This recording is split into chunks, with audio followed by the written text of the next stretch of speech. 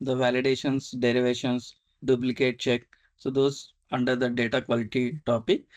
Okay, so there is one last topic that is pending in the data quality, but for that one we need system access. Okay, maybe what we can do is we can start with the data replication. Once we got the access, I'll show you that configuration. So let's start with the data replication framework. So after data quality, we have the next topic is data replication framework. Okay, so that we call it as a DRF. Okay, data replication framework. Okay, so basically this data replication framework deals with how to replicate the master data. Okay, so because we are calling MDG as a single source system, this is the source of truth for all your master data. So the data gets created in your MDG system. Okay, and from here, once the master data get whoever business users they wanted to create the master data, whether it is a MMRBP, customer vendor, finance objects, or any master data. So they do that master data creation here. And after that, the once the master data is created in this particular system, so you might be having some target systems.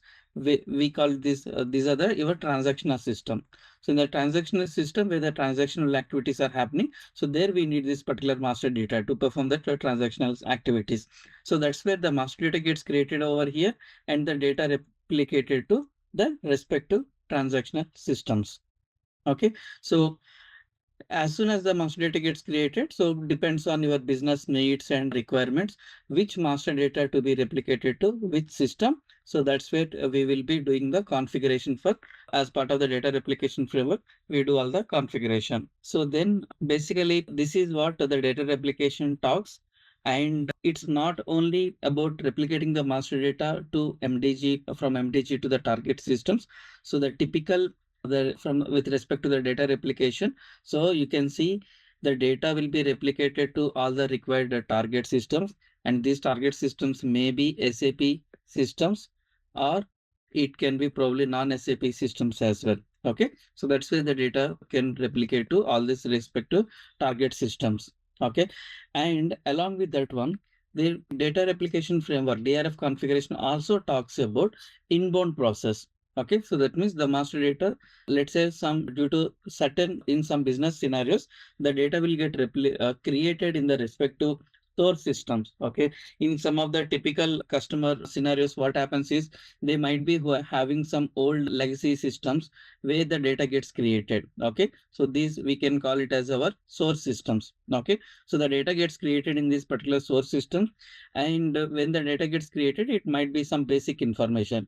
So as soon as the data gets created and we wanted to replicate the data from this particular source system to MDG system, so that in MDG system we can actually further enrich that master data, and from there we can replicate to the transactional or your actual target systems where this data is required. Okay, so this particular DRF configuration always deals with inbound as well as outbound, both inbound scenarios as well as outbound scenarios. Okay, now so how the data replication happens. Okay, so if you look at the typical MDG, so basically this is your MDG layer and this is the underlying ERP layer.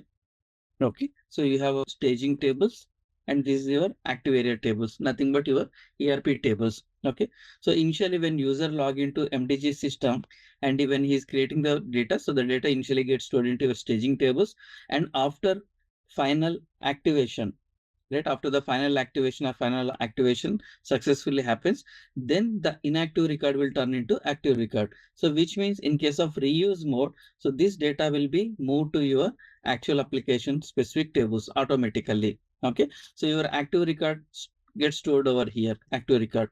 Okay, now whereas in case of flex mode, your inactive record basically turn into active and it will get stored here itself. Okay, so that means in case of reuse mode, you will have your active records here. In case of flex mode, you will have your active records here. So this data replication framework is a part of your MDG component. So what happens is this data, as soon as your change request returns that activation successful and workflow is completed, then your change request framework will submit that request, will call this DRF API technical in the background. Okay, so as soon as it calls the DRF API, so what happens is this particular, and it will pass the corresponding change request number. Technically, it passes the change request number. So this DRF framework, what it will do is, based on this particular change request number, it will identify what is this object, whether it is a material or or BP or customer vendor, or what is this object. So from the change request number, it will understand what is the data model, because if you look at from the change request number, you can get what is the change request type. From the CR type, at the CR type level, we are assigning the data model. So that's why it will determine what is this particular data model and object. So from there, it will actually look at whether it is a reuse or flex mode. If it is a reuse mode, so based on that particular change request to the key, it will actually read your active record from the underlying table. Okay, in case it is a flex mode, it will read the data active record from your staging table. So ultimately, this DRF framework will read the data in case of reuse from your application tables. In case of flex mode, it will read the data from your staging table. So once it read that particular data, then in the DRF, we will be doing some DRF configuration. So based on the configuration that is maintained in the DRF, so system will understand that what are the target systems that it has to replicate this particular master data. So that's how this framework will replicate the data to the respective target systems. Okay, so this is how it works, your data replication framework. Okay, now you need to understand one thing when it comes to the data replication framework, how to replicate the data. Okay, using which technique it will replicate the data. So in that one, that we call it as your communication mode. Okay, so that communication mode, how it will replicate the data from one system to other system. So it uses your underlying technologies like your IDOC approach, or else SOA, okay, or else file based and RFC based. Okay, so these are the four techniques it uses when you are actually, when it once it read the data. Now how to replicate it, using which communication mode it has to replicate the master data. That's where these techniques come into picture. Okay, so SAP or MDG not introduced any new methodology or technique to replicate the data. Okay, so which means these are the techniques that are already being used without MDG as well. So the same thing, SAP reuses the same technology to replicate the data. Okay, so that means what happens is, when you are actually, before you are getting into this particular replication configuration, okay, so by that time, so all your IDOC, where do we do the IDOC configuration? W20. Yeah. So whatever that IDOC ALE configuration, right? So we have some bunch of activities like WE20, the partner profile creation, and the creation of code W21. And we also have something called up that, what is that, BD64. Okay. So there are multiple ways that we do this IDOC configuration. Okay. And for material, we use the message type as mat mass. Okay. And CREMAS. Okay, then deb mass. All these are the different message type we use for different master data, right? So, and for classification, CLF mass. Okay, so it uses all these existing message types only, and this configuration. That means if at all I wanted to replicate, this is my MDG system. Okay, I wanted to replicate the data from my MDG system to these two target systems. Okay, first there should be this IDOC configuration, partner profile configuration should be created as part of, before you start working on your DRF configurations. Okay, so it should be there between your MDG to this target system and between MDG to this particular target system. Okay, so this configuration should be already there. Okay, so then on top of this one, we will have, as part of MDG introduce certain configuration. So we use this DRF configuration to read the data from your active area, and once it read that active area data, then it look up into the respective techniques that we configured as part of in the DRF configuration itself.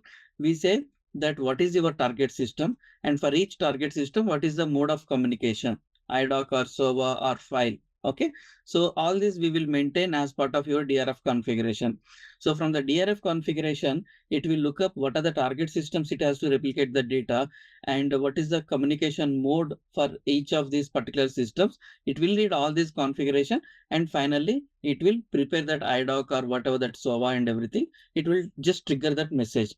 then the already existing configuration that you already done as part of in your ERP layer, so that configuration will come into picture and it will be used to create that IDOCs to the target systems. Okay, so this is with respect to IDOC techniques. Okay, similarly, we also have something called SOA. Okay, so especially these SOA messages we use when you wanted to connect with some non-SAP systems, right? For non-SAP systems or even from SAP to SAP also, depends on different type of objects. We use SOA as also one of the communication technique. Okay, so this is like your HTTP calls. SOA uses your HTTP call, and for in case of SOA replication as well. So this SOA setup has to be done between that MDG and your target system.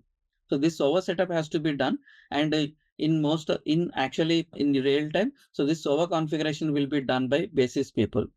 Okay, so IDOC ALE configuration can be done by functional or technical. That means basically the SAP application specific team like MDG functional or MDG technical can do these configurations.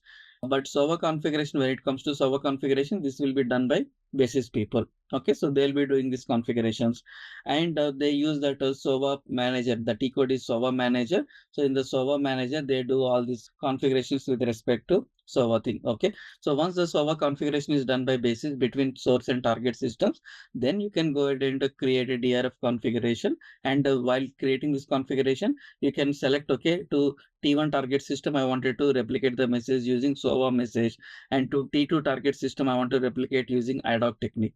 Okay, so likewise, it's system to system, object to object. You can use which technique you wanted to follow to replicate this particular master data. Okay, so this is at very high level the introduction of your data replication framework. So now when it comes to data replication configuration, there are two steps from MDG side, only two steps that we need to follow. Okay, so let me first show that in an Excel. Okay, so there are two steps. Step one is define business systems. Okay, so this is the first step in SOA configuration, define business systems. Okay, so let's also draw one diagram over here. Okay, I have two target systems, and from MDG, as soon as the master data gets created, the data has to be replicated to these target systems. Okay, now here to T1 target system, I wanted to replicate material master. Okay, and let's say I also wanted to replicate customer master. Okay, and to T2 target system, I wanted to replicate material master and vendor master data. Okay, so likewise, maybe it's not required to replicate all the data to all the target systems. Depends on what this target system needs. This target system need only and customer data, and T2 target system needs only and vendor master data. So this is what the requirement. And for when it comes to material master, I wanted to replicate using IDOC technique. Okay, and for customer master, I wanted to replicate using SOA. Similarly, here we wanted to replicate using IDOC, and vendor master, I wanted to replicate this one also using IDOC. Okay, so likewise for each object, which technique you wanted to do. So this is the requirement. Okay, now here the first step that we discussed is define business system. Okay, so this T1, T2, we will consider it as a business systems. Okay, so T1 and T2 are the two business systems for us. Okay, so first we need to represent this business system in this step one in DRF configuration. Okay, so the business, so here the business systems are T1 and T2. So let's say, for example, I'll represent T1 is my business system. Okay, so now when you create this particular business system, T1 business system, and after that, under this particular T1 business system, what objects you wanted to replicate to this particular T1 system. As per this diagram, I wanted to replicate and customer. So you can say and customer. Okay, so now here, so once this is done, okay, so first define your, when you're defining the business system, you need to specify what is your business system. And after that, under that particular business system, you need to specify what are the objects that you wanted to replicate. Okay, now for each object, what is the communication mode that you wanted to replicate? Use for this object. Let's say for material master, I wanted to replicate using IDOC. Okay, for customer master, I wanted to replicate using SOA. Okay, so these are the two things. Okay, so now this is what whenever you're specifying, let's say for example, T2 business system. For T2 business system also, we wanted to replicate material master that using IDOC technique. Okay, and then vendor master is also using IDOC. Okay, so likewise, how many business systems that you have in your landscape, you need to define those business systems. Under each business system, you need to specify what are the objects that you wanted to replicate. At the same time, for each object, what is the communication mode that you wanted to replicate. So this completes your first step, defining your business systems. Okay, now step 2. So in this one, there is something called define replication models. Okay, so define replication models. So this is the step 2. So in this one, what happens is, in this replication model means, for every object, let's say you have material master, for every object we create one replication model.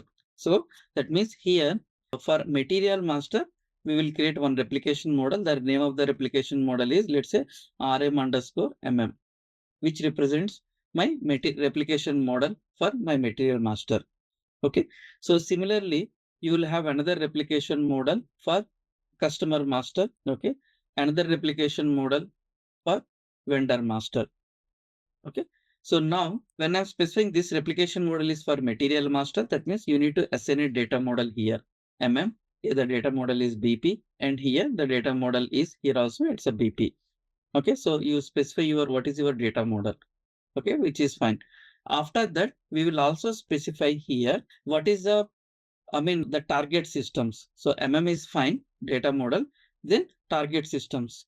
So material master, I wanted to replicate to two systems, right? So that's where you need to link your target systems over here. T1, whatever the target systems that you created in the previous configuration, you need to specify T1 and T2. Here for BP, for customer master, it is T1. For vendor master, it is T2. Okay. So likewise, you need to specify here, you need to add the business systems over here. Okay. So when you add this particular business systems, what happens is system will actually, this business system should have a valid configuration in the step 1. Okay. Finally, it's working. Okay. Fine. Okay. So basically, when you specify your replication model, we are saying that this replication model is for MM, and you will specify what are the target systems that you wanted to replicate your material master. Similarly for customer and vendor also. Okay. So at very high level, this is what we are going to maintain in your, as part of the step 2 in the replication model configuration. So once you do both these configurations, okay, so your replication model configuration is done. Okay. And so before going to step 1 and step 2, as I mentioned earlier, so the prerequisite configuration should be available. So if the prerequisite configuration is available, and if you do these step 1 and step 2 configurations, your data is ready to replicate to the respective target systems.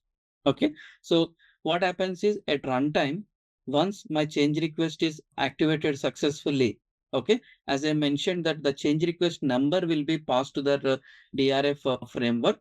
Okay. And in the DRF framework, using the change request number, it will identify what is the master data, what is the data model, that is what is the master data that got created as part of this change request. So from there, it will identify the MM, let's say MM or BP. So once it identify MM or BP, then what happens is it will take the active MM replication model. So there should be one active replication model for MM. So that's what it will determine, this replication model.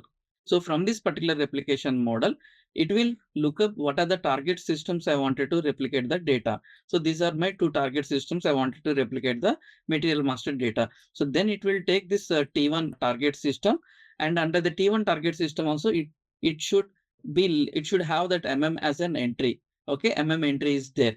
Okay, then how to replicate this data using what technique? Then it will identify, okay, I wanted to replicate the material using IDOC. Okay, so then that's how it will look up your underlying partner profile configuration. Using that, it will create the IDOC, and the IDOC will be sent to the target system. Similarly, for T2 target system also, in a loop, it will also look up what is the second business system, T2. From there, it will look up again, its IDOC is mentioned. So it will create another IDOC to T2 target system. So at very high level, 3 steps. Step 1, though I mentioned this is from MDG point of view 1 and 2, before that you have that prerequisite step, that is the configuration for IDOC or SOVA configurations that has to be done. Okay. Now let's look into the system and we can actually check further. Okay. So here there are two ways that you can go to the DRF configuration. One is, as usual, you can go to MDG IMG. Okay. Under that you have something called data replication settings. Okay. So this is the place where you will have the DRF configurations. Okay. There is also a direct to transaction DRF IMG. So this is also, you can use DRF IMG. That will also directly take you to the data replication framework. So, but most of the time we go with MDG IMG. From there also you can access this DRF configuration. Okay. So in DRF configuration, if you expand this, okay, so yeah, this is the first step. Step one, define technical settings for the business systems. Okay. So whatever I mentioned here, so there is the step one. So that is the define business systems over here with the technical settings for the business system. So once you open this configuration, okay, so there are some DRF configurations are there already here, but we can create our own DRF. I mean, we can define our own business system over here. Okay. So let's click on new entry. Okay. So here you need to provide some business system name. Okay. So it's a free text. You can define this. Let's say, for example, get one. You can provide some meaningful system. Let's say, for example, the target system, if you identify with some system ID or something. So there you can provide some meaningful, it's a free text, but you can provide some meaningful name over here. Okay. After that, once you provide this particular business system, you get a warning message saying that it does not exist in SLD, but that will, you can press enter, it will, that message will be ignored. Okay. So once you define your business system, the next one that we have here is logical system. Okay. So this particular logical system, basically what happens is, as part of your IDOC configuration, okay, as part of your ALE configuration, you will be creating some partner profile. Okay. So that partner profile becomes your logical system. Let me show you that. If I go to W20, right? So these are nothing but your logical systems only. See here, this is your logical system. So this particular logical system, whatever as I mentioned, this configuration should be already there.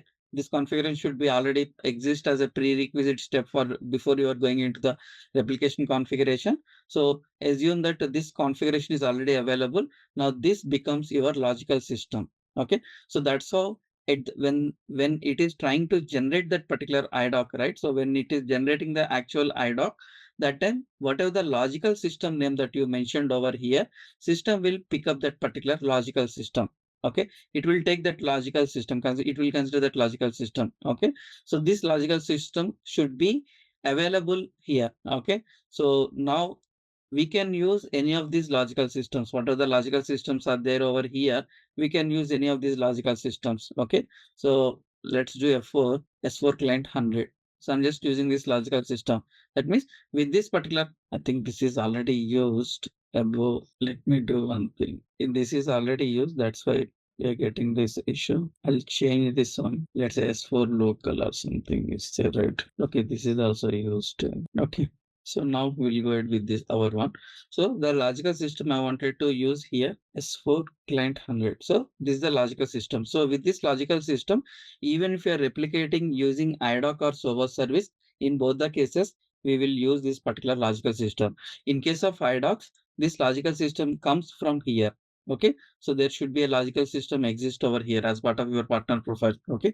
That one only you will be using because I wanted to replicate the data from my MDG to some target T1 target system. So before going to the DRF configuration here itself, I will be maintaining that, okay, MatMass ad hoc setup and everything between this MDG system to the target system. So the system will always pick up this particular logical system. Okay. Now, after this, if you are going with the RFC replication, actually we don't use RFC replication at all. 100% we go with either IDOC or SOVA replication. Okay. RFC destination used SAP provided long back in older environment, but these days we don't use RFC destination at all. But if you are going with RFC destination, so you can mention the destination name over here. If you are going with another technique, we talked about three type of replications, right? Four type of replications. One is, okay. So file, if you are going with a file replication, you need to specify what is the file path over here, so that your DRF framework will prepare that file and that file will be placed over here. Okay. So most of the, we don't actually use these two settings. We go with always either ad hoc or server application. Okay. In case of server application, basis will do all the server manager configuration, server configuration in server manager. There also they will actually use one logical system. So the same logical system you need to input. So this logical system will be picked up. If you are going with ad hoc replication or server replication, it is mandatory to maintain the logical system name over here. Okay. So the logical system name of your target system, it's a business name. Okay. You can provide in terms of your any free text, which gives a meaningful name for your target system. But this has to be available in the system, this logical system. Okay. So this logical systems, any idea where we create these logical systems? Of course, we are using in partner profile configuration here, but to use that here as well, it has to be created somewhere. Any idea where this logical system we will create? So in the cell, you can see define logical systems. So this is the place where we create the logical system. Okay. All these logical systems. And now this logical system only we will be using in your ad hoc configuration as well. Okay. So this is about logical system. And after that, this Unicode and all these things, all these are available in earlier version, in older version before 4.3, or we have R3 version, right? So there some of the SAP systems are non-Unicode and some of them are Unicode. So whether you need any Unicode or non-Unicode conversion, so that's where, because the representation of characters is different between Unicode and non-Unicode. But now all the SAP systems are Unicode version only. So we don't actually use these two settings as well. Okay. So at this level, you will mention only what is your business system, what is the logical system name, and after that, there is an option to disable the replication as well. So this we will discuss later. At this, okay. So let's discuss this one. So this disable, once you do all your configuration, like all your step 1 and step 2. Now, after that, maybe because of some scenario or because of certain situation, you wanted to stop the replication to this particular target system temporarily for some time. Okay.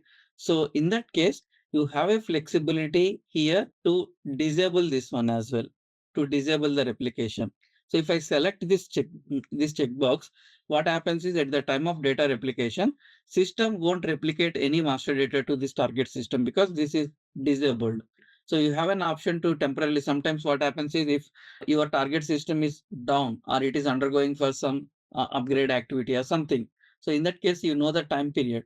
So during that time period, basically you can actually stop the replication. Otherwise, even if you keep it open, it is trying to replicate the data and there it will get failed unnecessarily. Okay. So for such reasons, maybe there might be a number of reasons where you wanted to stop the replication temporarily, or there is some bug, the data is getting created in the target system wrongly, and the team is working on to fix that issue. So temporarily you wanted to stop the replication. So you have a flexibility to stop the replication by using this particular checkbox. Okay. Now all the objects, okay, under this particular target system, so we discussed, right, what are the objects that you wanted to replicate. So everything, all these objects replication will get stopped. Okay. So this is at the, when you're defining your business system at very high level.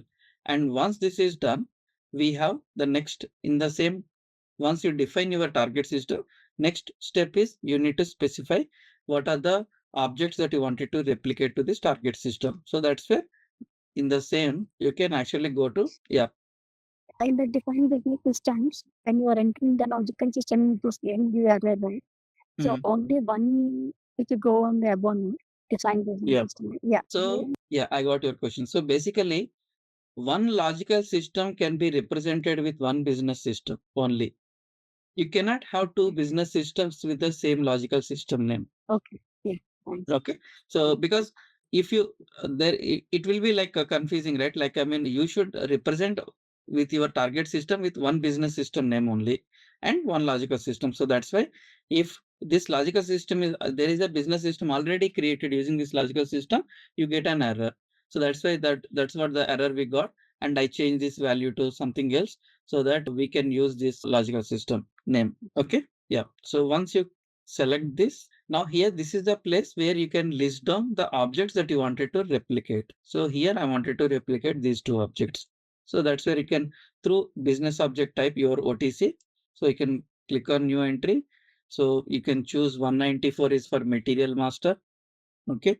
And for the, what is the next one? Customer master. For customer master 266, I believe 266 customer. Okay. 159. Okay. So 159 is for customer master. So that's it. So we are specifying these are the two objects that I wanted to replicate to this target system. Okay. So now after this, the next one, for each object, what is the communication technique that you wanted to replicate, use? So let's select your material master, go further down. Okay. Now here, target system one, business object type 194. Okay. Now you can replicate using these four techniques. Replication via services, nothing but it's a SOA. This is a IDOC, file, and RFC based. So let's use IDOC.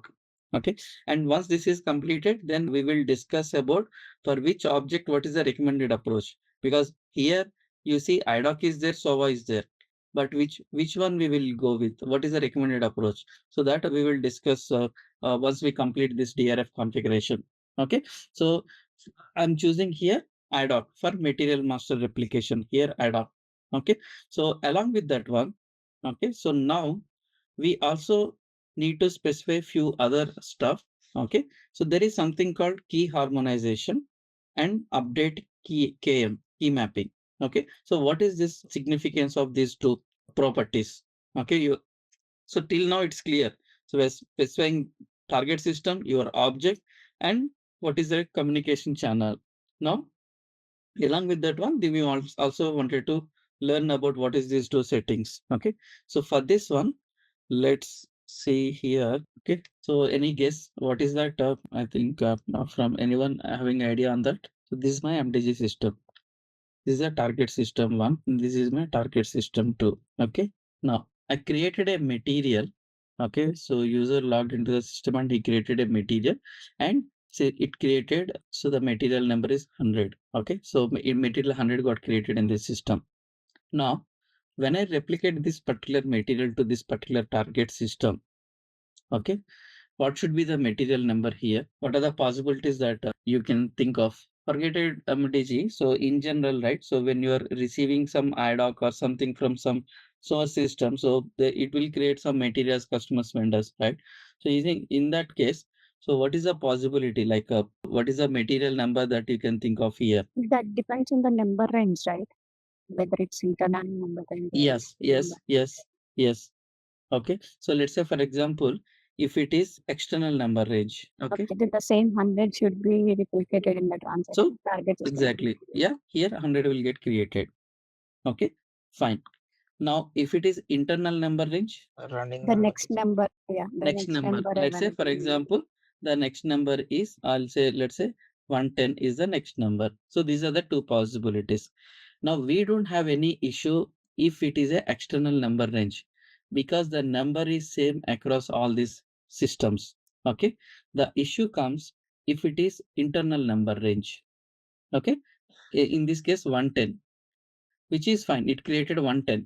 Now next time the user is doing some updates to the same material number. Okay. And those updates got again reflected back to your active area.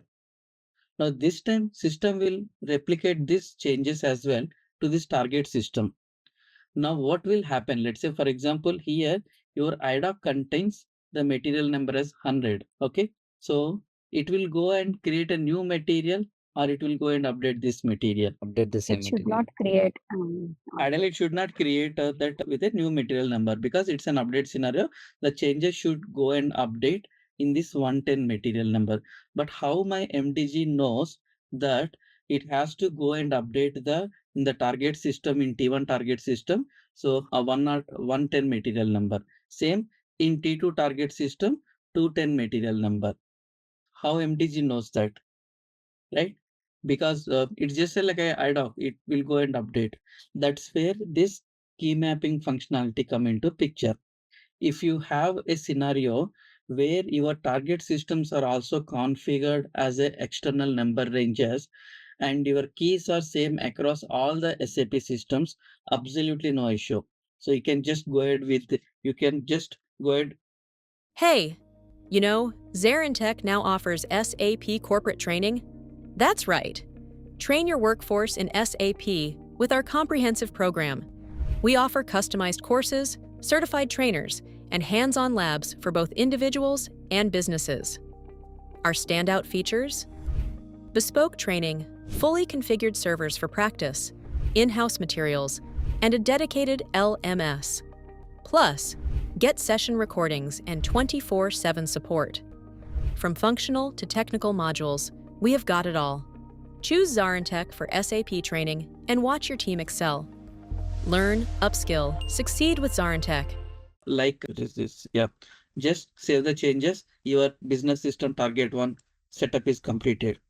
The challenge comes if the target systems are one or all the target systems are using this particular internal number range. That's where SAP introduced a functionality called key mapping. Okay, key mapping functionality. Key mapping. That means it has to map the keys of all the objects. The same problem can occur for for BP, customer, vendor, any object. Now, how SAP address this issue using key mapping using key mapping. So that means here, when you enable this, when you're here, what you are saying, I'm saying is to this target system one for material master, I'm replicating the data using IDOC. I wanted to enable the key mapping.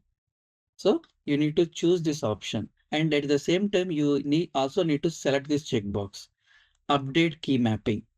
Okay, so when you do this one, what happens is this, I'm exclusively saying only in case of internal number range scenario, which means the source and target keys are different.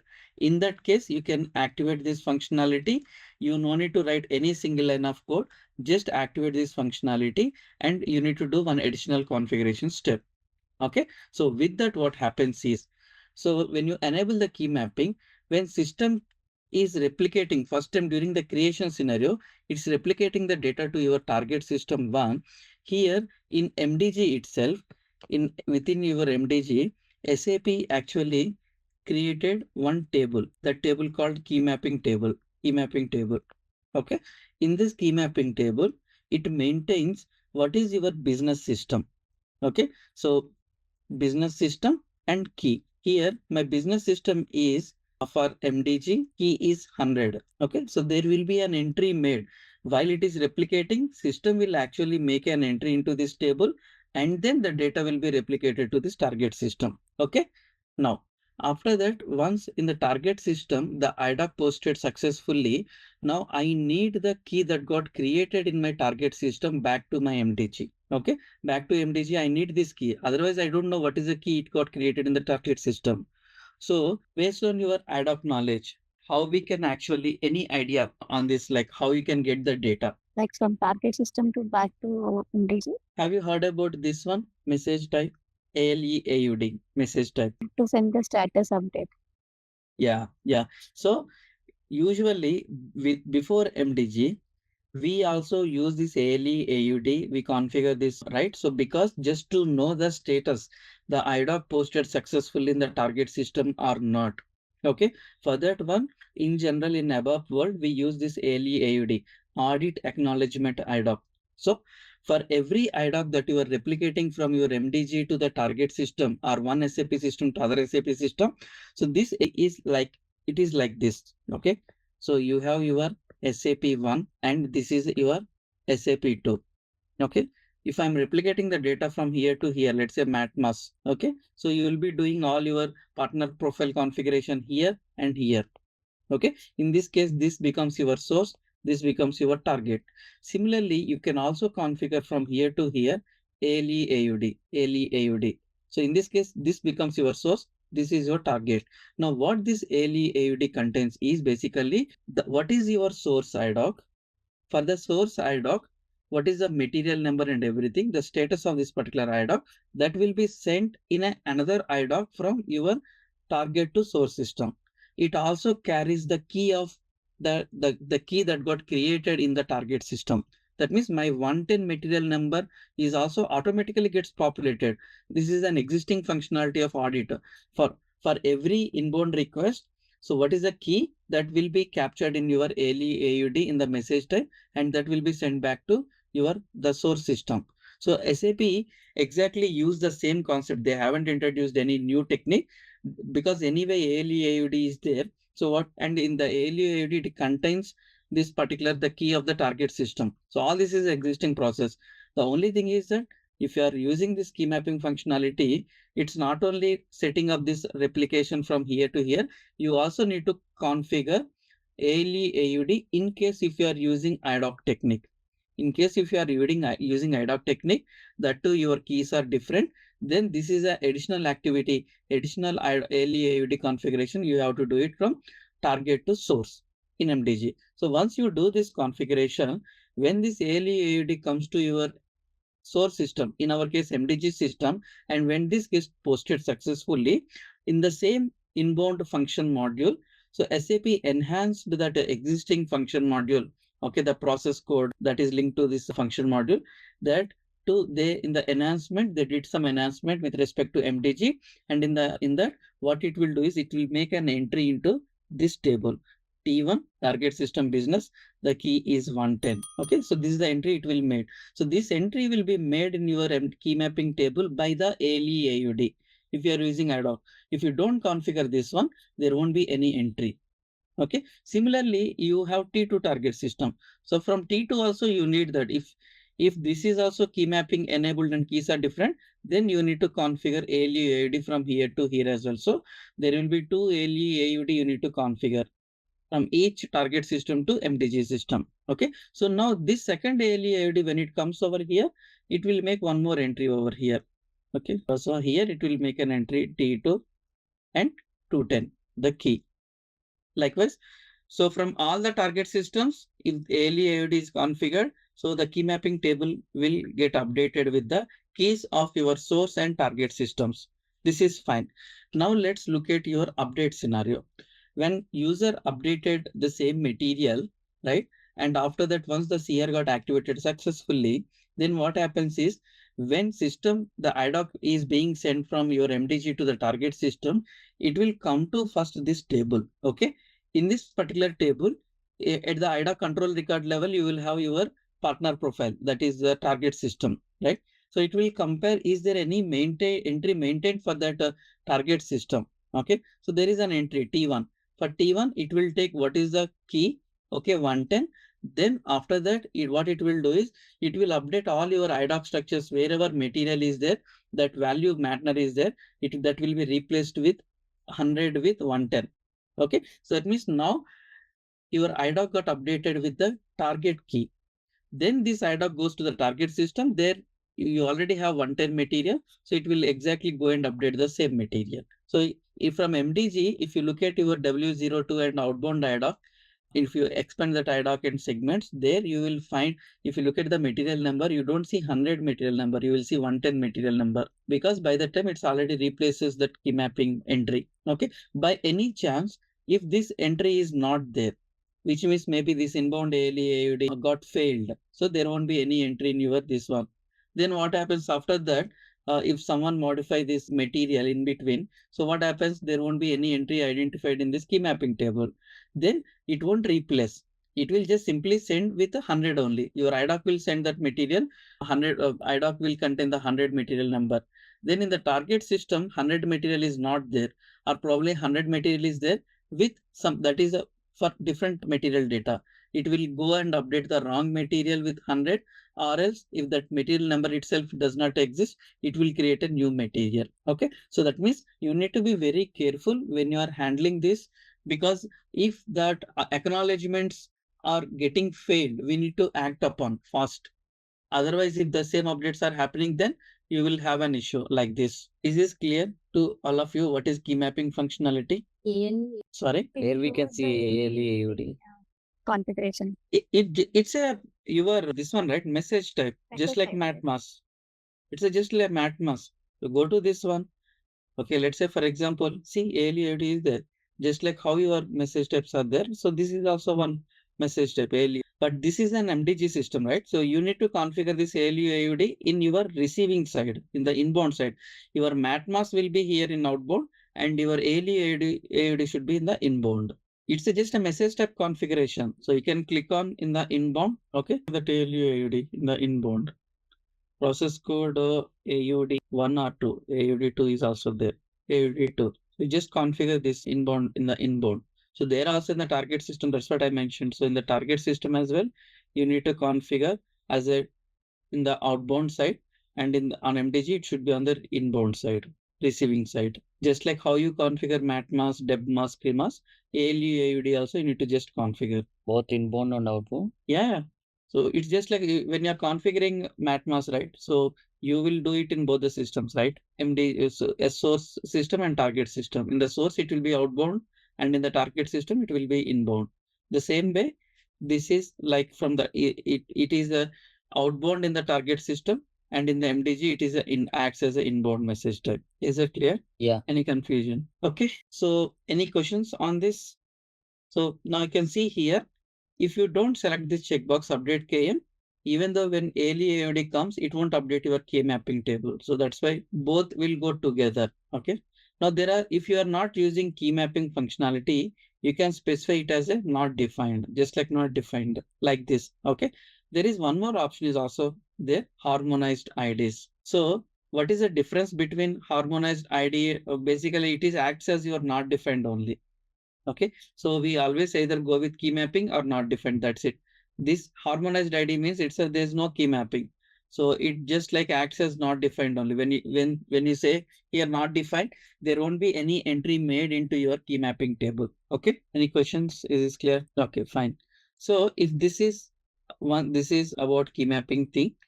After that, we also discussed here saying that DRF data replication framework also deals with inbound and outbound.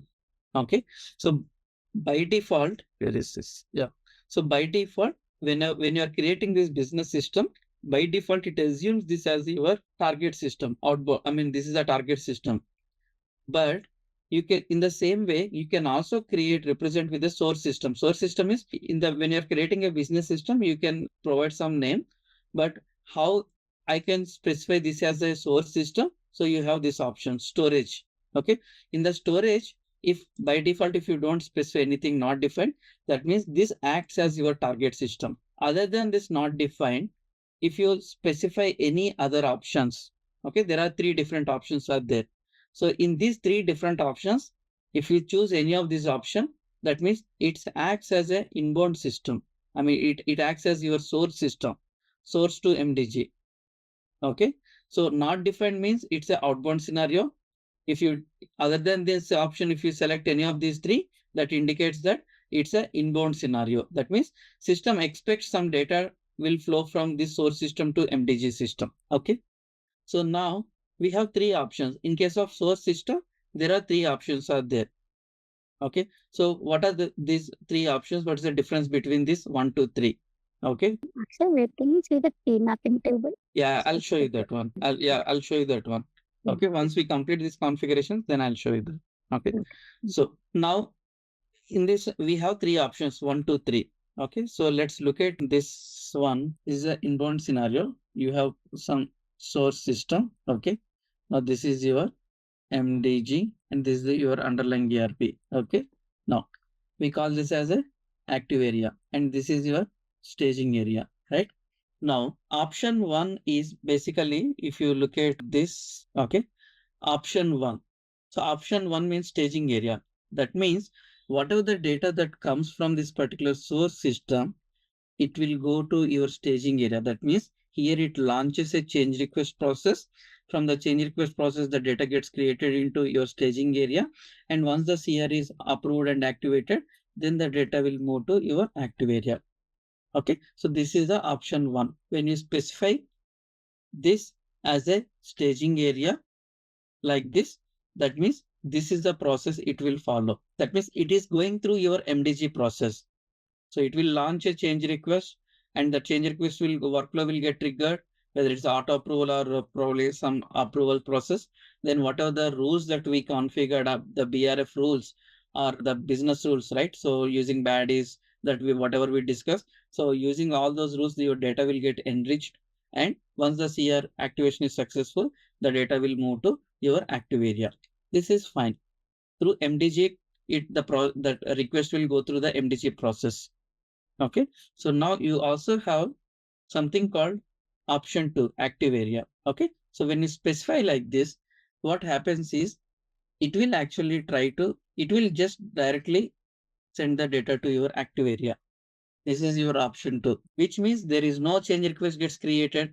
Just like here, we saw this one, right? Like sending one IDOC from one system to other system. There is no change request process involved in this one. It's just like a AP through the data will get created through your BAPI API. Nothing, no change request, nothing. So here it acts as like this. Without when you specify here active area, so active area means the data directly goes to your active area without change request process. That means here we are bypassing your MDG process. Okay. Now there's a third option. It says active area, but in case of error, staging area. That means what happens is in this case, first it will try to post into your active area. Okay. So if it gets posted successfully, no issues. If it results into some error, maybe because of some missing mandatory data or because of certain checks got failed, okay, your ERP checks, then it will get failed. If it get failed, only in case of failure, it will launch a CR process. That means it will launch a CR process and it will actually stop in your staging area. If you configure some workflow, it will stop in your staging area and someone has to open that CR and what is the missing data. So then they can actually correct that data and they can approve that request so that it will again come back to your active area. So these are the 3 ways that you can actually handle the incoming request from source system to MDG system. 1, 2, 3. Okay. So 3 then actually. Okay, 3 is what happens is it will try to first it will post the data in your active area. It will try to post the data in your active area. Okay. Assume that you are actually there is that IDOC and you are getting that IDOC and the IDOC got failed because of some data issue. If it gets posted, material will get created successfully. Just similar to your 2 scenario. If it gets failed, right? So usually what happens, your IDOC got failed. What you do usually when IDOC got failed, someone has to monitor the failed IDOCs and you cannot correct that IDOC there, right? So you will analyze that why this IDOC got failed. Maybe some mandatory information is missing. Then you will ask the source system again to correct the data and send with the proper IDOC. That means you cannot take action on your own, because usually in the production systems, we cannot modify or edit that IDOC data. Of course, there is a T code W19. From W19, you can correct that segments and fill that data and submit it. But that we are not supposed to do because there shouldn't be any manual intervention, right? So usually in that case, that means when the request got failed, so you without MDG, usually you'll have a dependency with the source system to correct the data. But in this case, what happens is if you launch a CR process for the failed one, CR also obviously it will get failed because the validation check will get failed but when it get failed, then we will assign that work item to some user, some business user. Okay. So that business user can look at why this particular data got failed, what is the validation error or something. Then they can correct the data. And they can actually again resubmit that request. So this time it will get success. Is it clear? No, because if the IDOC itself is getting failed, the material itself is not created in the system, right? At the ERP level in the active area. Yes. So how the Yeah, that material is not created. That's why it is creating a CR, right? CR is for the new material creation process only. That material won't be there here, but it can insert it. You can create the material in your staging area, right? Manually following the MDG process, right? The CR process. It's not manual, it's automatic. If you choose this option, it automatically creates the CR. In the CR, you will have the dollar symbol. Okay. Understood. Okay, that is as good as you are creating an MDG by clicking the create material option. Okay. So the inbound FM, whatever is handled in this ERP, so it should submit a CR when it ends up in error. That's what you are saying that. Yeah, the inbound process itself, that automation, that process itself automatically creates a CR, and the CR, it will submit that CR. Okay. Now the CR got submitted. It will go through all your validations, that checks that we have at that particular step, your BRF validations, BADI validations and everything, ERP validations and everything. And there what happens, anyway, it will get failed, because if it get failed in direct IDOC creation from CR also, your validation will get failed for sure. Okay. But here the advantage is you are not leaving that work item like without assigning to anyone. So usually in the workflow, what you do, if a validation error or something comes, right, you will assign it to some person, like any user. If the workflow gets failed, the validation get failed, you assign it to some person. That person can, so that person will receive all these CRs with him. If he opens his inbox, he will see all the failed CRs where he can take some action. Now I will open that individual CR.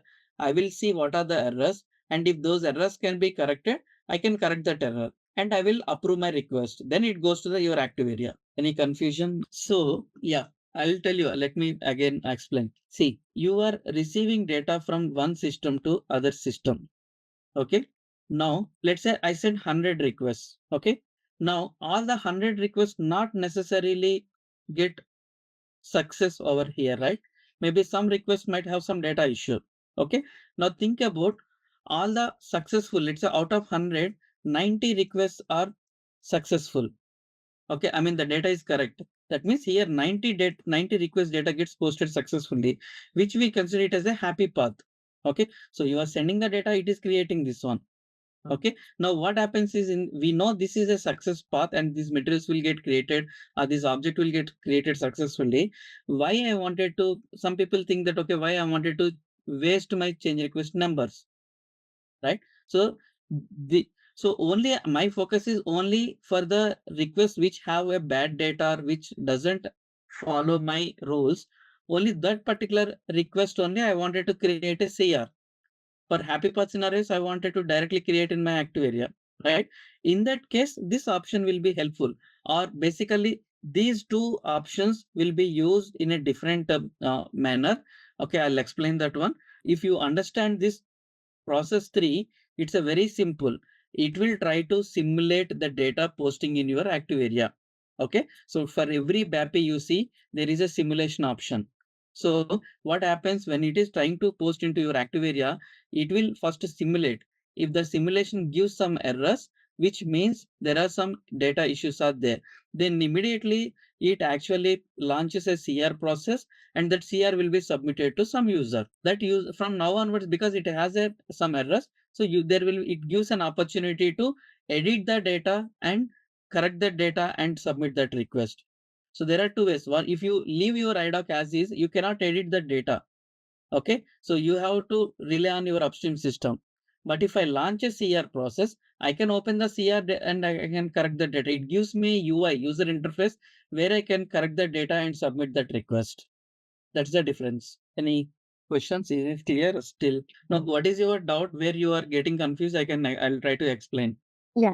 What I asked previously is like when the third step is set, I'll go with the second step. Second step is like directly the inbound IDOC is creating the data in the active area. There is Yes. no CR step process involved, right? In the second Yes. step. Yes. So the third step is also that the data will go into the active area with the help of the, now you told, right, BAPI simulate. So the purchase, like the material creation of the creation of customer or the vendor. So in that case, when that BAPI simulation has some error, so it automatically submits a CR. Yes. Now it is clear. Yeah, it submits us here. So now you take the second case. Okay, in second case, if the IDOC creation, if you use the option 2, right? If IDOC got failed, so do you think that you can take some action over there? Think about in your production system, you got some IDOC and IDOC got failed. It got into error state. That means the data is not created, right? Correct. So what you do? How do you Totally. correct that one? Yeah, then as you mentioned, then we will request that our source system to resend the data by checking the error in the target system, like what is that mandatory field missing. That is one Yes. way we will do. Or the reprocess, as you mentioned, W19. Yeah, W19, ideally, we are not supposed We to are not, yeah. edit the data Correct. because from audit point of master view, the audit team will raise a concern. If they notice that any IDOCs that manual, if someone is editing, then they will raise a concern on that one. So that is strictly not allowed. Not only in any customer, in anywhere, IDOCs, anything that data that comes through some interfaces, right? We are not supposed to correct that one. So that means basically, if you look at this option 2, you have a hard dependency with your source system, right? Why? Because you don't have any medium or UI where you can go and correct the data in case of option 2. Okay. But if I have an option, right? Let's say what is this third option? The third option gives you that in case of errors, maybe out of 100, maybe 10 got failed, 90 got success. So 90 will directly post in your active area. For the remaining 10, it launches 10 CRs and the work item will be submitted to some user. So you will, in this case, you will use one change request type. You configure one change request type. For that, system will pick up the change request type. In the workflow, you say that, okay, if the validation got failed, then your next step will be maybe some user, some business user, steward or something. So what happens? Once the request got submitted, it automatically goes to the next step and the work item will be assigned to that user. Now that user can log into MDG system on daily basis. Okay. So let me show you here. So that means the new CR is not getting created, right? We are re-triggering the existing CR at a new step. There is no existing CR. It's a new CR, right? Let me show So you. this you are talking about activation failure. We are not talking about activation failure. We are talking about option 3, the direct activation. Activation failure is in CR thing. Okay. So we are talking about this scenario where the data, it will try to post the data in your ERP. If that data is not posted correctly because of some error, then it will create a brand new CR, some new change request number, and that CR will be assigned to some user. That means that particular user, right?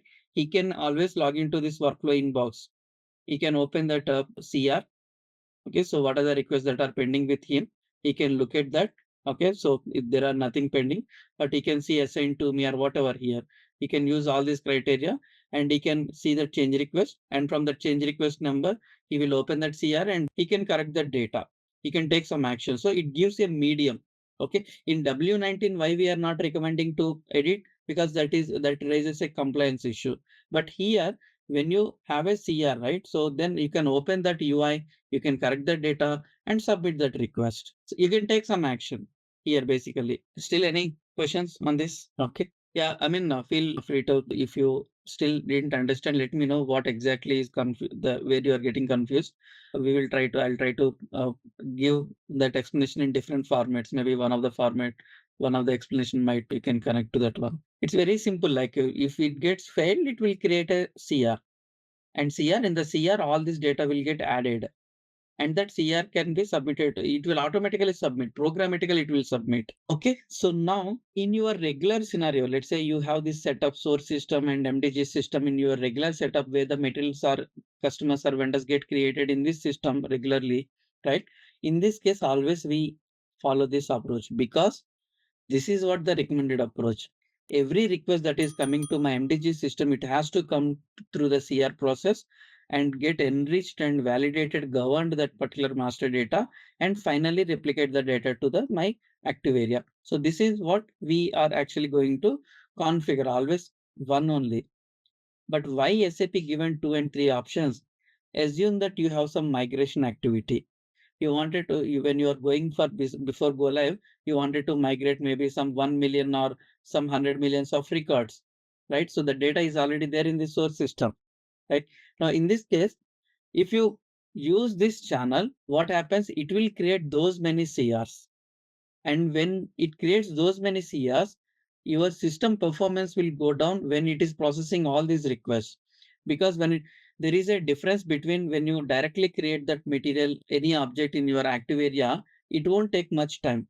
But when you take it through MDG process, it has to launch the CR process, then it will go through all the checks. And then sometimes, for example, if it requires some approval, or something get failed, so the work item will be assigned to some user to take some action. So all that process is there because we are adding this MDG layer. So obviously there will be delay in posting the data, right? So think about 100 millions of records. So it will create those many CRs and it will consume the system resources like that, those many system resources. And during the migration, you will have some bottleneck or some performance degradation, right? So that's where some people, what they think is they choose this option. Okay, let's post all the data and they choose between 2 and 3. If they choose 2, then all these 100 materials they try to post it in here. But if they choose 3, they try to post all the 100 millions of materials to your active area. Maybe out of these things, probably some 5% or 10% got failed because of some errors. Only those things will system will launch a CR process, and then they can take the action over here. So they don't need to focus on 100 millions of materials. Their focus will be only some 5% of that one. So the volume get reduced. The CR that only for the migration approach. This is recommended exclusively only for migrations, but your day-to-day regular inbound flow, you always choose this option. Is clear? Okay. Yeah. So this actually talks about whether you wanted to go with this system, this business system is a target system or a source system. So that's where. So by default, it will be by default it considered as a target system. But if at all you wanted to consider it as a source system as well, then you can specify and choose this one. Always choose. If you are configuring this as a source system, choose staging area only for your regular flow. Okay. What sets ZaranTech apart in SAP corporate training? It's our unique blend of expertise and innovation. We offer customized courses tailored to each client's needs, ensuring relevant, targeted learning. Our vast trainer database brings you wisdom from the best in the field. Need resources? Access our extensive training material repository anytime. We are all about measurable results, providing detailed student metrics to track progress. And we don't just teach, we build community. Join our thriving social media network, connecting learners beyond boundaries. With ZaranTech, you are not just training, you are transforming your SAP expertise. So after this, your business system. So actually we spent some time only on the key mapping and the storage thing, but otherwise this for the explanation part only to make you understand, but otherwise creation of this business system is very simple and straightforward. Okay. So once this is done, you can also go to the select your second object and again the same thing. This you wanted to replicate via SOA. So you can use SOA. Okay. And you can take an action. Now we talked about key mapping for ad hoc scenario where you need to configure the, okay. So if you are using, I'm just saying here from MDG context, okay. If you are using ad hoc technique, then you need to configure here ALE for each target system, okay. But if you are using SOA replication, that is much easier. So here, so basis will be doing every SOA message comes with request and response. Okay. That means as part of your SOA configuration itself, basis will send out configure outbound request and inbound response. So it's a both should go together. Okay. So you no need to do all this ALA like ALE. So now in this case, if it is a SOA, in case of SOA, so this response message carries the object that got created here and it will update the key mapping table. Okay. So that's what in case of SOA, the response SOA response carries the key that got created in the target system. In case of ad hoc replication, you need to configure this additionally LEAUD, which carries your key that got created in the target system. Okay. So now here, so the rest everything, if you need key mapping, you can enable. Otherwise, if you don't enable this key mapping, so even though the key comes as part of the response, but it won't update your key mapping table. So that's it. So this is about, likewise, you can create as many as business systems, depends on your in the landscape to how many systems you wanted to replicate the master data. Okay. So step 1 is completed here. Any question? Is this clear to all of you? It's a very simple. So we define one business system and we assign logical system for each business system here, logical system. Okay. And then we assign what are the objects that I wanted to replicate and what is the communication technique. Along with that one, we'll also specify the key mapping settings if required. Okay. So if this is clear, then the next one is step 2. So step 2, where we create the replication models. Okay. So always remember, you can have multiple replication models for same object, but we always keep active one only. Okay. So let's go to define replication model, step 2. Okay. So here you can create your replication models. So click on new, let's say RM underscore replication model for Okay, this log days is like during this replication, there will be SLG1 logs that get created. So how many days you wanted to keep these logs, because this will helpful for you in the production. So during the replication, if some error is there, so if at all you wanted to look at the SLG1 logs, you can specify how many days you wanted to keep the logs. So if you don't mention anything here, automatically basis will have some default archiving job that will delete all the logs after 30 days. So, okay, so that actually you can keep it blank also. These logs will be there for 30 days and after that the logs will get deleted. Okay, so basically these days, this setting will tell you how many days you wanted to keep the logs in the system, SLG1 logs. Okay, so we'll see this. I'll show you that in the system. And after that, this replication model, you are creating it for which object? Okay, so once you create this replication model for then go to under this, there is something called outbound implementation. Okay, so here what we discussed on the replication model, we'll assign that model and we will assign the business systems. Okay, so business target systems will assign over here. Before assigning the target system, there is something called outbound implementation. Okay, so this outbound implementation, SAP provided out-of-box outbound implementations for all the objects. So what is this outbound implementation? Mainly it. So this outbound implementation contains something called DRF class, replication class, or DRF class. Okay. Now, what this DRF class will do is basically this contains the core logic. Okay. So what happens basically? See here, MDG, your active data stays here, let's say for example, and you have the DRF class. Okay, so similar to your access class, what this DRF class will do is, inside this DRF class, there is a method called send method. Okay, so inside that send method, it will read the data from your active area. Okay, and in this, once it read the data from your active area, here it prepares, if it is a IDOC replication, it will prepare IDOC segments. If it is a SOVA replication, it will prepare the SOVA related nodes. So it will basically, it has that logic to read the data and prepare that in a required format. Okay, and just trigger that. If it is a IDOC, it will call that matmas IDOC or that API, right, which will actually call that, trigger that IDOC. So it will call that one. So basically this DRF class is responsible for reading the data from your active area, or basically reading the data your active area record, and then prepare the outbound structures and trigger that SOVA message. So that logic is there in this particular DRF class. Since now we are talking about here, let's say we are talking about For you can replicate the data using like IDOC or SOVA, and we have other RFC and other stuff as well. For BP also, we have IDOC and SOVA. Similarly for finance, for other objects like article and for every object, you have these different techniques it supports.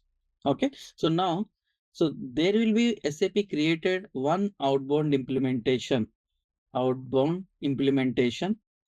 which contains one unique, one DRF class. Okay, similarly for this one also, you have some outbound implementation 2.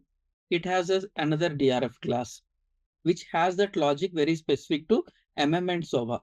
This has the logic and specific to IDOC. Similarly, for every object, like for customer, for vendor, so there is a different outbound implementations are available. Okay, so depends on your technique. You are replicating using IDOC, right? So then that too for material master. So let's click on new entry. When you do F4 or okay, so here you have, so these are the this is the latest one. If you take I_mat_v2, this is the outbound implementation SAP provided for material master, and it always uses IDOC. So if you are using IDOC replication, you need to use this outbound implementation. We will discuss in detail about this outbound implementation. I'll show you the standard configuration because that will helpful for you to troubleshoot in your production scenarios. But at this point of time, I'm just showing that, okay, there's an outbound implementation that exists, and this outbound implementation contains majorly the DRF class. The DRF class is assigned to this particular outbound implementation. Okay, so since I wanted to replicate material master data to target one system using outbound IDOC, so that's why I selected this. Now under this, I'll select the business system. That is nothing but whatever the business system that we created, target one. Okay, save these changes. So now if we look at, we created one replication model. We added the right outbound implementation. Under that right outbound implementation, we assigned the business system. So here, your replication model, that is for which data model, along with that one, we also assign outbound implementation. Under this outbound implementation, we specify this one, T1 target system. Okay, and also we wanted, if at all you have one more system, right? So then you can create another business system and assign here T2 as well. Here you can add as many as business systems. Okay, so for material master, there will be one replication model that should be active. That replication model, under that replication model, you will assign all the target systems that you wanted to replicate this material data to those target systems. Okay, so once this is what that replication model configuration. Now, once you do this configuration, replication model configuration, okay, so now this is what my replication model. But you can see here it is not yet active. And what happens when you create your CR and once the change request got approved, activated successfully, I mentioned yesterday, the system will take the active replication model. It will take the active replication model only. That means once the CR got activated successfully, it will read among all the available replication models for that particular data model, which is active. So it will, once it find the active replication model, from there it will identify your outbound implementation target systems. Then it further go to this target system and your key mapping settings and everything. And then finally it creates the IDOC or SOA message. Okay, that means once you create this one, you need to activate this replication model. Okay, so when you click on this activate, there is an activate button. Click on this. It will get failed. This one, we'll see why it got failed. Okay, so it got failed. So that activation of your replication model got failed. And what it says is something called outbound parameter packet size bulk not assigned to this outbound implementation. Okay, so that means, so this, what happens is, first let me show you the outbound implementation. Yeah, you can see under data replication only, there is something called define outbound implementations. Okay, here you will find your outbound implement, all the whatever in the F4 I showed you, right? So you will find all the outbound implementation. SAP delivered outbound implementations, 1000 finance accounting chart of account, and this uses the server service. So you will find the replication via file, replication via services, IDOC. So all the outbound implementations for all the objects. Okay, so for material master, we have IE underscore, right? So let me, so yeah, so this is the outbound implementation which we used. Now, in this outbound implementation only, so you can see here, let me read only. Okay, now you can see here, it uses communication technique, this one, IDOC replication. So this outbound implementation will be used only for IDOC replications of material master. Okay, so both are same. This is the latest version and this is the old one. Okay, now here itself, there is a outbound implementation class. You can see CL MDG mat IDOC replication.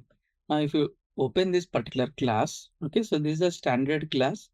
Okay, you'll have some other. So this is a send message. So this is the important method. Okay, here it has all the logic to read the data. Okay, and finally, because this is for material master, see send matmas IDOC. So there is a method. It prepares your material structure over here. This is the IDOC structure. And how it prepared? So because there is a, you can see here, handle material data. So it reads the data from your staging tables and it actually, from your active area table. And finally, it prepares the IDOC structure over here. You can keep a breakpoint over here. If something is not working, you can see how the data gets filled over here. So inside this send matmas IDOC, so it will call that the mapping. See, master IDOC create request matmas. This is the place where it actually creates the IDOC, generates the IDOC. Okay, so likewise, this DRF class, every outbound implementation has that class associated with the DRF class. And in the DRF class, all the DRF classes are having this interface, and you can find the logic over here, send message method. Okay.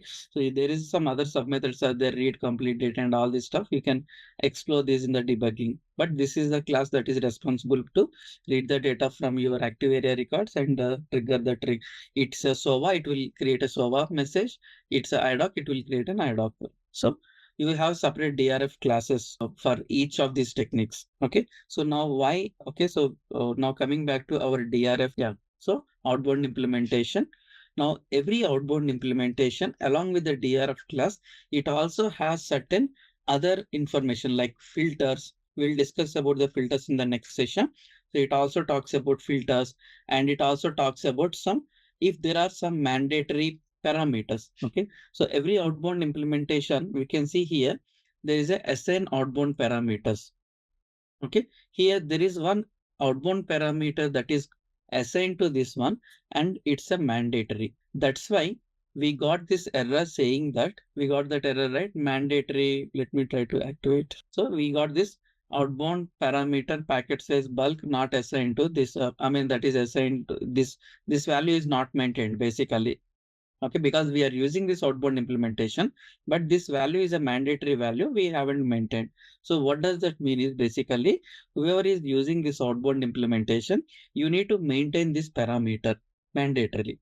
Okay, so that means in our replication model, so go to this, select this outbound implementation. You can see after assigning the target system, there is assign outbound parameter.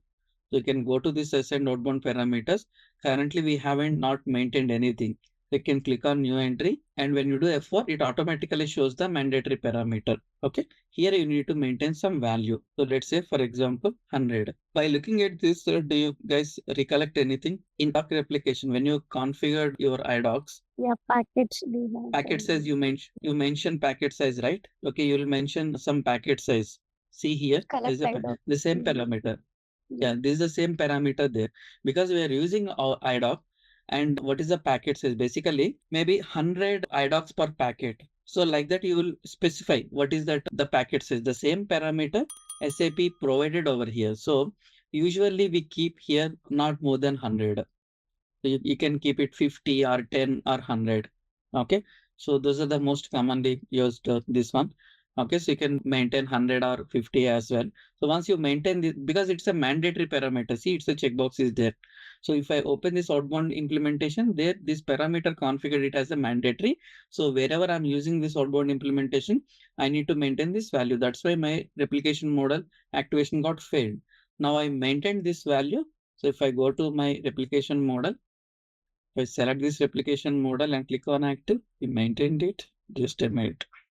I didn't save it properly. Okay, so now let me activate. This time, this replication model got activated. So whenever I create a new CR now, system will look up an active replication model for that object. So if I'm creating material CR, so there is an active replication model already available for MM. So it will take this one. And from here, it will look up what is the outbound implementation DRF class it has to call through this one, and what are the target systems that are there. Okay, now it will take each individual target system and it will go back to your step 1 there, whether it's a key mapping enabled, not enabled, all the other remaining information will be picked up, and accordingly it will trigger that message. So it is as simple as. So in MDG layer, we are doing only the configuration part. The rest, your SOVA configuration or your partner profile configuration, those should exist as a prerequisite for this one. Okay. Any questions on this? Is clear to all of you what is this DRF configuration? Yeah. Okay. So once this data replication configuration is completed, now let's look at some scenarios here. So I created a CR and this got activated successfully. Then your DRF come into picture. It will look up all the DRF configuration, IDOC configuration, everything. Finally, the data will be through this one. The data will be sent to target system. Okay, so this is the end-to-end process. Step 2. Assume that in the target system, your IDOC got failed. because of some reason, right? Now you might need to send that IDOC again from MDG. Okay. So we cannot again create a CR and all this stuff. So SAP provided a manual replication. Okay. So in case of this manual replication, there are two ways that you can actually replicate the data.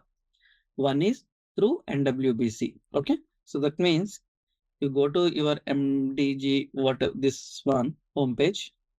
Okay, you see here search applications, right? So we know this search application. Okay, let's search some materials. Okay, here let's select one material. Now you have an option to replicate the data. You can select one or multiple.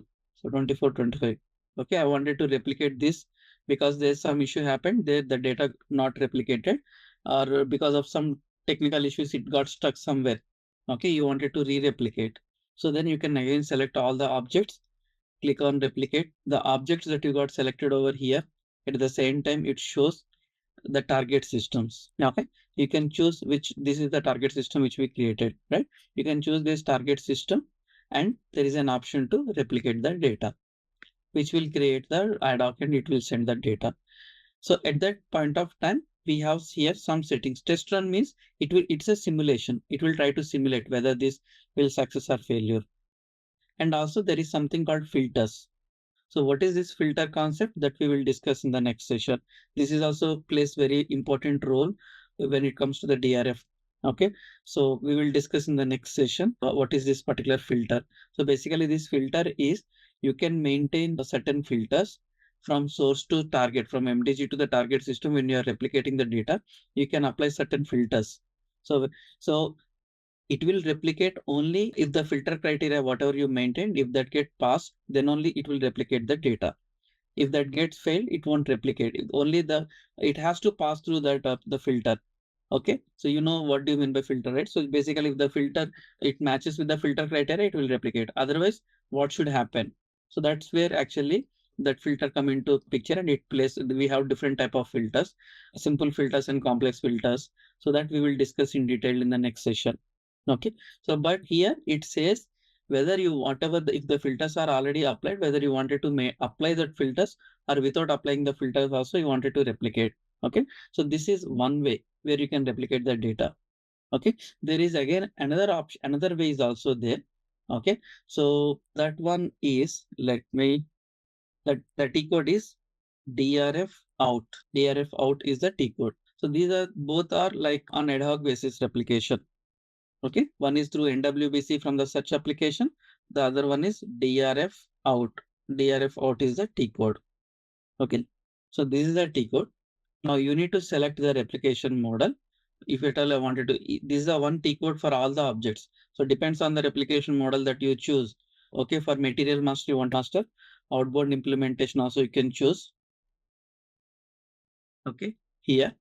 Now, okay, so this DRF out is like, we don't actually recommend this T code. In fact, if there is an option, better not to assign this transaction code access to, not to provide this transaction code access to any users. Okay, why? Because this is very, I would say, a dangerous T code. Okay, what happens is, now you see here, I entered my replication model and I entered my outbound implementation. I can, if I directly click on execute button, what happens is it will replicate all the materials. If you have 100 millions of materials in your system, all 100 materials, it will create those many IDOCs, and the entire data it will try to replicate to the target system. Because here what happens is, though you have a filter, okay, you can see here manual filter replication criteria, manual replication filter criteria. Okay, you have this option, but this is basically is a optional. Maintaining the filter here is optional, which means, okay, if I can go to this filter. Okay, here basically you need to specify what is your material. Okay, what materials you wanted to replicate. Just like here I mentioned, right, I selected some materials, then I went to this replicate activity. But here in this NWBC, it's a mandatory. If you don't select any of your materials, then this will be grayed out. That means you are consciously selecting the materials that you wanted to replicate, and then click on replicate button. So there is no chance of replicating entire data. So that's why we always recommend to use this option for replication. So this is there for all the objects, not only for here. If you open any search application for BP customer, there also everywhere you have this button. So everywhere you need to choose that object and replicate that. Whereas in DRF here, though you have a filters, like you can specify your materials or you can replicate based on material group, material type, all these things are there, but it's an optional activity. If I specify here some materials, let's say some 24 and 25 material numbers, it will and then save your filter criteria. Okay. So then when you go back and when you click on execute, it will replicate only those selected materials. But if you don't, but that is an optional thing. So if you don't select anything, most of the time we usually like have an habit of, okay, mention your replication model outbound implementation and click on execute. Then it by the time when you click on this button, it will try to replicate all the records from your MDG system to the target system. What are the target systems are configured under this outbound implementation, under this replication model, the data will be replicated to all the target systems. Okay. So now what will happen if that happen? If you replicate the entire data, what are the possible consequences that you can think of? Any guess? It is cause some issues, I think so. All those things we will be already configured, right? So there's no issue with that. Like internal number range also, when it will ultimately hit that your DRF framework. There it will read the key mapping and everything. That is a normal process. So there is no issue with that one. So from the data wise, how a normal replication works, here also it works the same thing. The consequences are some of the consequences. Okay. Your system is not ready to handle those many volumes at this point of time. Let's say, for example, think about 100 millions of records it is replicating, which means it will create 100 millions of IDOCs, right? So it directly you are bombarding your target system with those many IDOCs. Here itself, creating those many IDOCs, it will consume a lot of system resources. Okay, your system unnecessarily, there will be too many read operations. And once the IDOC got created, it goes to the target system. In the target system, it will bombard with all those many records, and your target system, like it will update at the DB level those many operations. That will definitely have an impact on because it's a transactional system, right? There might be other processor also running in the transaction system. It will impact the existing transactional activities as well. That is one of the usually, even if at all you wanted to do all the data replication also, we do in a controlled manner. Let's say send some 10K records or 50K records in one shot. Once that is completed, then again you send some more records. So likewise, so the first and foremost thing, the main important point here is it will have a performance issue, and that can actually bring your target system to down as well because of some bottleneck of the system resources and everything. Okay, so that is one of the main thing.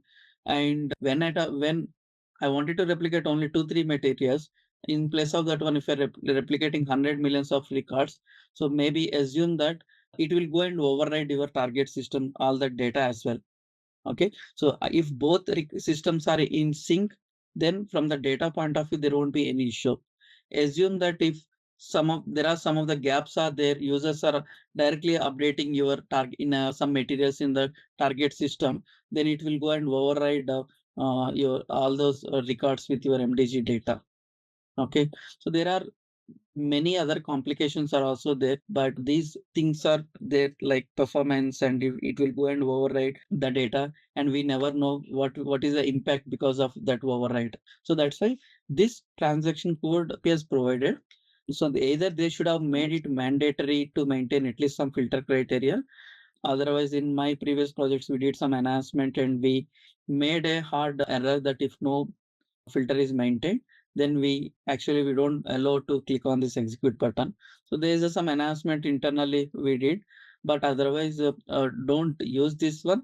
Always use your search application where you can select the materials and click on the replicate button. Okay, dig more into the key mapping tables, how I can see the key mapping table, and I will dig into this outbound implementation class, and we'll discuss about the filters and everything. Okay, so there is one more concept is also their value mapping.